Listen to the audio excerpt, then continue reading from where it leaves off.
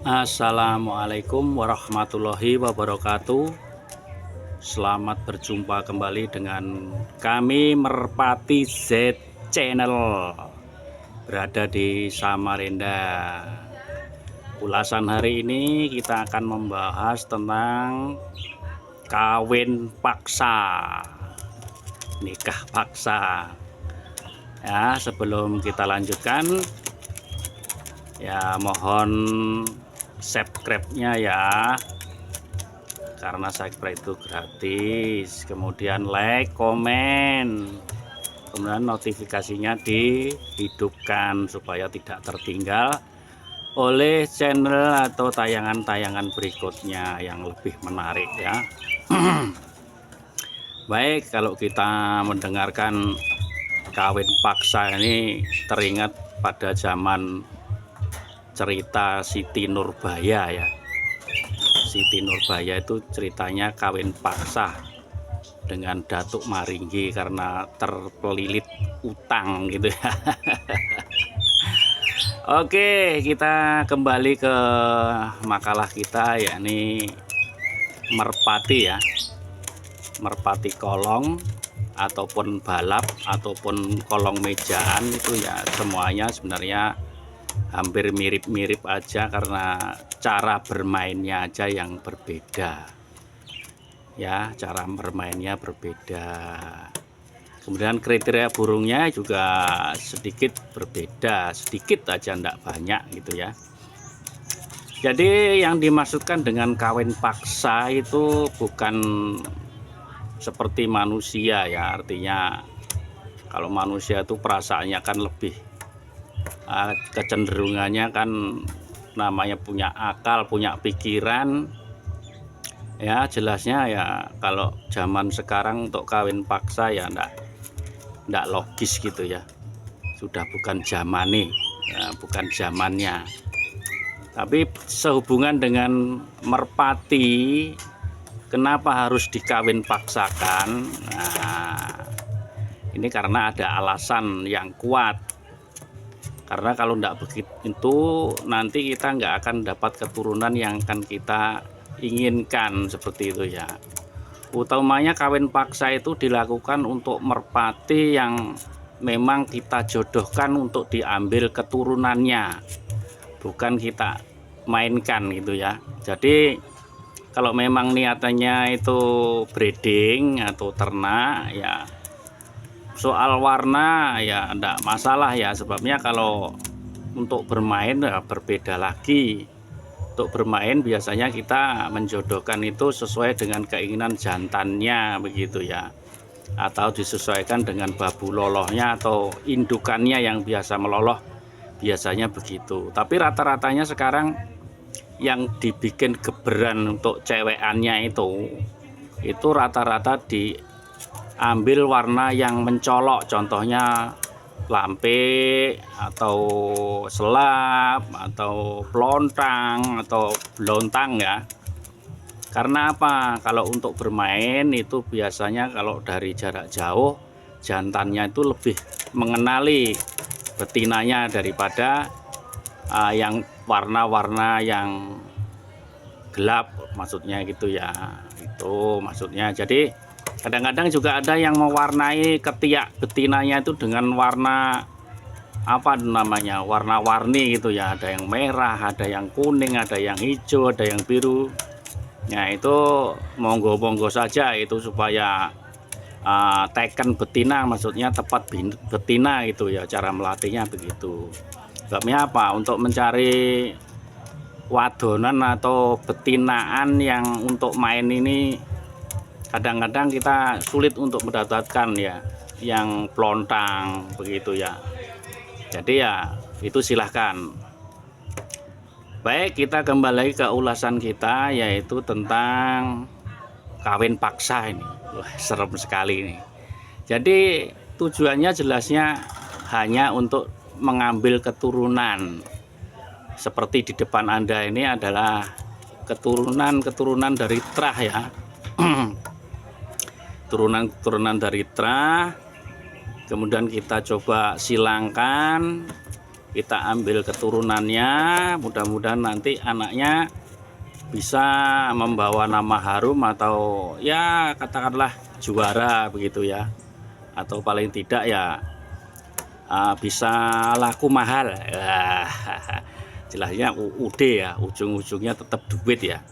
Iya, kalau kita bermain apa ya, permainan apapun jelasnya kan dihitung lagi tentang untung ruginya. Ya seneng sih, seneng kalau kita tuh bermain tuh ya memang pondasi utama itu adalah senang. Kita senang untuk melakukan hobi itu gitu. Tapi ya nanti lama-lama kalau tidak diimbangi dengan manajemen yang baik, kita nanti akan rugi. Paling tidak ya diomeli oleh istri dan anak nanti kalau susunya kurang gitu ya. Jadi kebutuhan rumah tangganya juga tidak tercukupi, mainan terus ya kita nanti akan mendapatkan apa ya, tidak harmonis dalam keluarga. Jadi utamanya kalau kita terjun di dunia hobi itu kalau bisa anak istri juga mengizinkan atau merestui, atau ya katakanlah mereka ikhlas untuk apa ya kita bermain gitu ya. Makanya juga di sini kalau bisa sambil ternak yang bagus, yang nantinya bisa dijual mahal, nanti anak istrinya nanti dapat bonus ya, dari hasil anak-anaknya kita jual gitu ya.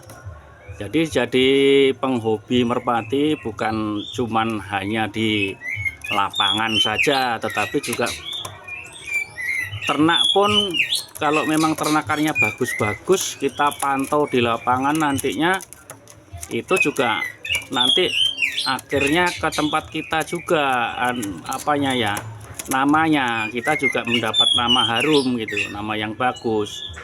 Jadi umpamanya hasil ternakan saya itu diambil teman saya, kemudian dilombakan itu mendapat juara, ya otomatis kita nanti akan dapat nama gitu. Jadi ditanyakan dari mana ternaknya, oh dari Pak Bambang umpamanya ini. Wah ini Pak Bambang berarti bagus. Dan saya sendiri sebagai peternak juga enggak teledor, artinya memang di sini kita perkuat dengan silsilah ya, silsilah atau sertifikat ya. Silsilah dari keturunan terah, dari mana betinanya, kemudian jantannya dari mana umpamanya gitu ya.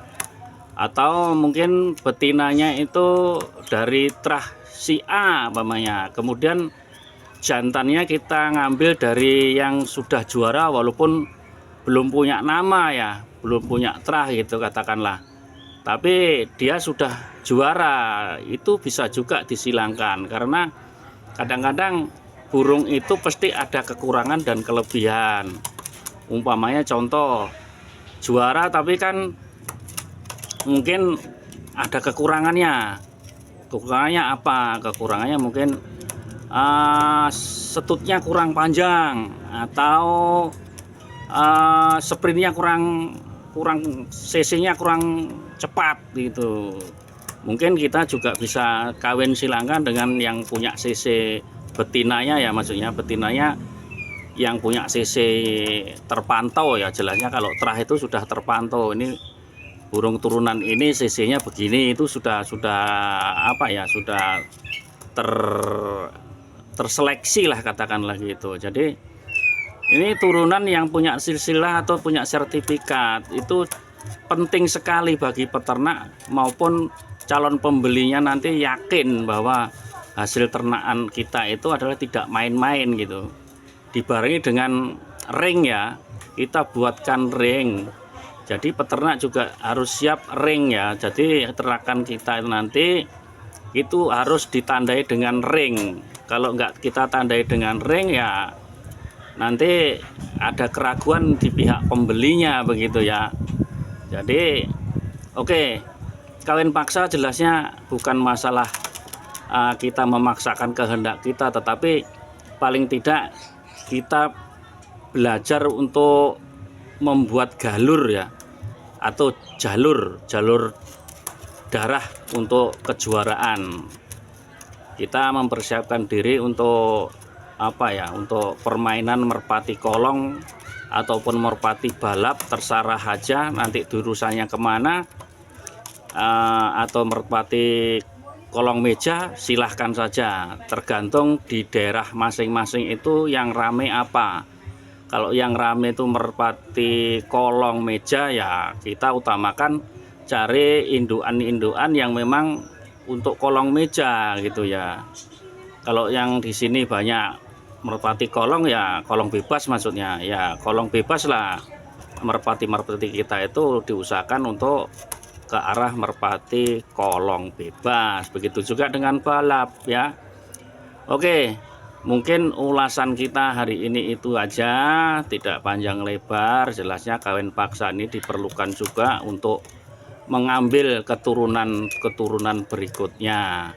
Dan ini nanti jelasnya otomatis kalau sudah dibikin indukan untuk main, jelasnya sudah tidak bisa, artinya ya kurang lah ya, sebabnya apa, betinanya itu paksaan ya kan, belum tentu dia serius dengan betinanya. Kemudian nanti kalau dari keturunan ini masih banyak kekurangannya, jelas otomatis nanti kita kawinkan lagi dengan jantan lain atau betina lain. Nah ya kalau dikatakan merusak ya bagaimana ya, namanya ternak itu beda dengan kita bermain di lapangan. Kalau kita main lapangan, utamanya kalau kita jodohkan merpati itu dengan warna yang pelontang, ya otomatis kita cari gantinya setelah si betinanya itu bermasalah dengan ngadat menelur atau nggak mau bertelur dan sakit dan lain sebagainya. Jelasnya kita mencari ganti yang sama, mirip ya, paling tidak mirip dengan betina yang lama itu kalau untuk bermain. Tapi kalau untuk ternak, jelasnya burung itu ya kalau bisa diusahakan nggak usah untuk bermain, cukup untuk ternak saja itu ya. Terima kasih sebelumnya mau menyimak ulasan saya. Bila ada kritik saran silahkan untuk komen-komen di link komen ya. Ya itu aja. Assalamualaikum warahmatullahi wabarakatuh. Salam 4 tiang.